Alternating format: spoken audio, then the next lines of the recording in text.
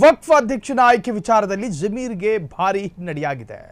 ಜಮೀರ್ ಅಹ್ಮದ್ ಆಪ್ತನಿಗೆ ವಲಯದ ವಕ್ಫ್ ಅಧ್ಯಕ್ಷ ಗಾದಿ ಸಚಿವ ಸ್ಥಾನಕ್ಕೆ ರಾಜೀನಾಮೆ ನೀಡುವುದಕ್ಕೆ ಮುಂದಾದ ಜಮೀರ್ ಅಹ್ಮದ್ ಖಾನ್ ರಾಜ್ಯಸಭಾ ಸದಸ್ಯ ನಾಸೀರ್ ಹುಸೇನ್ ಬೆಂಬಲಿಗನಿಗೆ ವಕ್ಫ್ ಅಧ್ಯಕ್ಷ ಸ್ಥಾನ. ಜಮೀರ್ ಅಹ್ಮದ್ ಆಪ್ತನಿಗೆ ವಲಯದ ವಕ್ಫ್ ಅಧ್ಯಕ್ಷ ಸ್ಥಾನ, ಸಚಿವ ಸ್ಥಾನಕ್ಕೆ ಹಾಗಾದ್ರೆ ಜಮೀರ್ ಅಹ್ಮದ್ ಖಾನ್ ರಾಜೀನಾಮೆಯನ್ನ ಕೊಡ್ತಾರಾ? ಹಾಗಾದ್ರೆ ಏನಾಗಬಹುದು? ಅಧ್ಯಕ್ಷ ಸ್ಥಾನದ ಬಗೆಗಿನ ಒಂದು ಸಣ್ಣ ಭಿನ್ನಾಭಿಪ್ರಾಯ.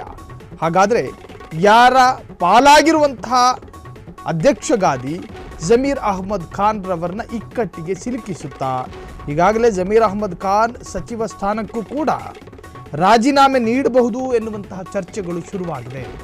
ರಾಜ್ಯಸಭಾ ಸದಸ್ಯ ನಾಸೀರ್ ಹುಸೇನ್ ಬೆಂಬಲಿಗನಿಗೆ ವಕ್ಫ್ ಅಧ್ಯಕ್ಷಗಿರಿ ಸಿಕ್ಕಿರುವಂತಹದ್ದು. ಹಾಗಾದ್ರೆ ಈ ವಿಚಾರದಲ್ಲಿ ವಸತಿ ಮತ್ತು ವಕ್ಫ್ ಸಚಿವರಾಗಿರತಕ್ಕಂತಹ ಜಮೀರ್ ಅಹ್ಮದ್ ಖಾನ್ ರವರಿಗೆ ಭಾರಿ ಮುಖಭಂಗ ಆಗಿದೆ. ಕರ್ನಾಟಕ ನೂತನ ವಕ್ಫ್ ಬೋರ್ಡ್ ಅಧ್ಯಕ್ಷನ ನೇಮಕವಾಗಿರುವಂತಹದ್ದು ಈಗಾಗಲೇ. ಇನ್ನು ಕಾಂಗ್ರೆಸ್ ಹೈಕಮಾಂಡ್ ಅಳೆದು ತೂಗಿ ಎಐಸಿಸಿ ಅಧ್ಯಕ್ಷ ಖರ್ಗೆ ಹಾಗೂ ರಾಜ್ಯಸಭಾ ಸದಸ್ಯ ನಾಸೀರ್ ಹುಸೇನ್ ಬೆಂಬಲಿಗ ಸೈಯದ್ ಉಲ್ ಹುಸೇನಿ ಅವರನ್ನ ವಕ್ಫ್ ಬೋರ್ಡ್ ನೂತನ ಅಧ್ಯಕ್ಷರನ್ನಾಗಿ ಆಯ್ಕೆ ಮಾಡಿದೆ. ಆದರೆ ಸಚಿವ ಜಮೀರ್ ಅಹ್ಮದ್ ಖಾನ್ ಒಂದಷ್ಟು ಪಟ್ಟಿಯನ್ನು ಕೊಟ್ಟಿತ್ತು ಎಐಸಿಸಿ ಅಧ್ಯಕ್ಷರಿಗೆ. ಸೊಪ್ಪು ಹಾಕೋದಕ್ಕೆ ಹೋಗಲಿಲ್ಲ ಎಐಸಿಸಿ. ಕೆಪಿಸಿಸಿನೂ ಹಾಕಿಲ್ಲ, ಎಐಸಿಸಿನೂ ಹಾಕಿಲ್ಲ. ರಾಜ್ಯದಲ್ಲಿ ವಕ್ಫ್ ಬೋರ್ಡ್ ಅಧ್ಯಕ್ಷ ಸ್ಥಾನಕ್ಕೆ ನಡೆದಂತಹ ಚುನಾವಣೆ ಕಾಂಗ್ರೆಸ್ ಪಕ್ಷದಲ್ಲಿ ಭಾರೀ ಜಟಾಪಟಿಗೆ ಕೂಡ ಕಾರಣವಾಗಿತ್ತು. ಸಚಿವ ಜಮೀರ್ ಅಹ್ಮದ್ ಖಾನ್ ತಮ್ಮ ಆಪ್ತ ಅನ್ವರ್ ಪಾಷಾ ಅವರನ್ನ ಅಧ್ಯಕ್ಷ ಸ್ಥಾನದಲ್ಲಿ ಕೂರಿಸಲು ಭಾರಿ ಪ್ರಯತ್ನವನ್ನು ನಡೆಸಿದ್ರು. ಪ್ರಯತ್ನ ಮಾತ್ರವಲ್ಲ, ಲಾಬಿ ಕೂಡ ಮಾಡಿದ್ರು. ಆದರೆ ಕೆಪಿಸಿಸಿ ಅಧ್ಯಕ್ಷ ಡಿಕೆ ಶಿವಕುಮಾರ್ ಮತ್ತು ರಾಜ್ಯಸಭಾ ಸದಸ್ಯ ನಾಸೀರ್ ಹುಸೇನ್ ಅವರು ಇದಕ್ಕೆ ತೀವ್ರ ವಿರೋಧವನ್ನು ವ್ಯಕ್ತಪಡಿಸಿದ್ರು. ಪಕ್ಷದ ಹೈಕಮಾಂಡ್ ಕೂಡ ಜಮೀರ್ ಅವರ ಆಪ್ತನ ನೇಮಕಕ್ಕೆ ಒಪ್ಪಿಗೆ ನೀಡಿರಲಿಲ್ಲ. ಬದಲಾಗಿ ಹೈಕಮಾಂಡ್ ಸೈಯದ್ ಶಾ ಅಲಿ ಉಲ್ ಹುಸೇನಿ ಅವರನ್ನ ಅಧ್ಯಕ್ಷರನ್ನಾಗಿ ಆಯ್ಕೆ ಮಾಡಿದೆ. ಇದರಿಂದ ಕೆಂಡಾಮಂಡಲರಾದಂತಹ ಸಚಿವ ಜಮೀರ್ ಅಹ್ಮದ್ ಖಾನ್ ತಮ್ಮ ಸ್ಥಾನಕ್ಕೆ ರಾಜೀನಾಮೆ ನೀಡುವುದಾಗಿ ಬೆದರಿಕೆ ಹಾಕಿದ್ದಾರೆ ಎನ್ನಲಾಗಿದೆ. ಪರಿಸ್ಥಿತಿ ವಿಕೋಪಕ್ಕೆ ಹೋಗ್ತಾ ಇದ್ದ ಹಾಗೆ ಮಧ್ಯಪ್ರವೇಶ ಮಾಡಿದಂಥ ಮುಖ್ಯಮಂತ್ರಿ ಸಿದ್ದರಾಮಯ್ಯ ಎರಡೂ ಬಣಗಳ ಜೊತೆ ಸಂಧಾನ ನಡೆಸಿದ್ದಾರೆ.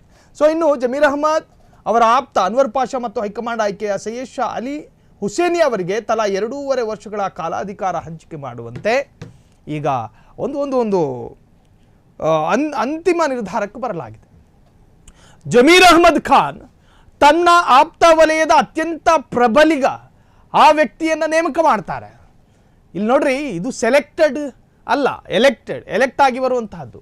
ಇಲ್ಲಿ ಸೆಲೆಕ್ಟ್ ಮಾಡಿ ಏನೋ ಮಾಡೋದಕ್ಕೆ ಹೋದ್ರೆ ಅದು ಏನೋ ಆಗಲ್ಲ, ಮತ್ತಿನ್ನೇನೋ ಆಗುತ್ತೆ. ಎಐಸಿಸಿ ಅಧ್ಯಕ್ಷ ಜಮೀರ್ ಅಹ್ಮದ್ ಖಾನ್ ರವರ ಸಲಹೆಗೆ ಸೊಪ್ಪು ಹಾಕಿರಲಿಲ್ಲ, ಜೊತೆಗೆ ಕೆಪಿಸಿಸಿನೂ ಕೂಡ ಹಾಕಿರಲಿಲ್ಲ. ಅದಾದ ನಂತರ ಸಿದ್ದರಾಮಯ್ಯರ ಬಣದ ಪ್ರಮುಖರಲ್ಲಿ ಪ್ರಮುಖ ಅದು BZ ಜಮೀರ್ ಅಹ್ಮದ್ ಖಾನ್, ಅದರಲ್ಲಿ ಸಂದೇಹ ಬೇಡ.